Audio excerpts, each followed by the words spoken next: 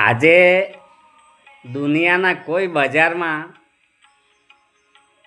કોઈ પણ ચીજ મફતમાં મળતી નથી, પણ એક બજાર એવું પણ છે કે ત્યાં એક ચીજ મફતમાં વિનામૂલ્યે મળે છે. જાણીએ કઈ ચીજ. એ ચીજનું નામ છે સલાહ. એ સલાહના બજારમાં જથ્થાબંધ મફત વિનામૂલ્યે સલાહ આપવામાં આવે છે અને મળે છે. જ્યારે ઓપોઝિટ સાઈડે જોઈએ તો જ્યાં સહકારની જરૂર છે ત્યાં સહકાર વ્યાજે મળે છે. વાહ રે દુનિયા! પણ એવું નથી કે આજે પણ આ કળિયુગમાં, ષડયંત્ર યુગમાં કહીએ તો પણ ચાલે, જ્યાં જ્યાં માનવતાના દીવડા સળગે છે, માનવતાની મહેક ફેલાયેલી છે, ત્યાં સહકાર વિનામૂલ્યે મળી રહ્યો છે, આપવામાં આવે છે. આપ સૌ જાણો જ છો. તો જેમણે માનવતાની મહેક ફેલાવી,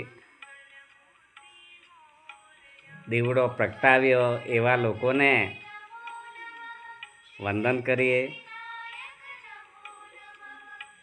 આપણે બીજું તો કાંઈ ના કરી શકીએ મિત્રો. આમ તો આપણે ઘર મંદિરમાં સવારમાં રોજ દીવડો સળગાવતા જ હોઈએ છીએ, પણ એક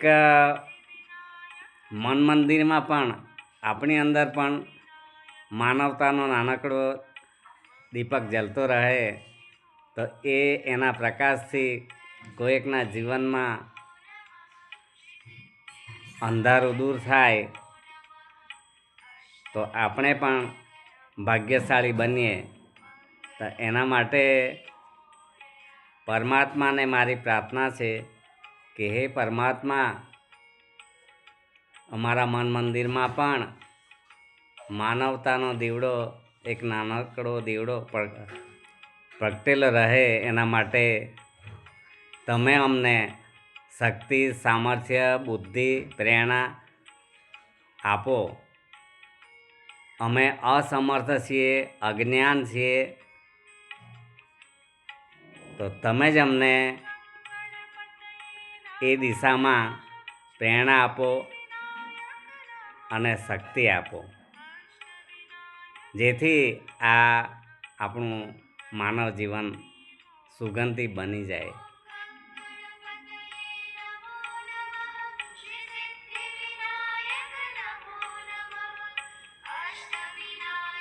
નમસ્કાર.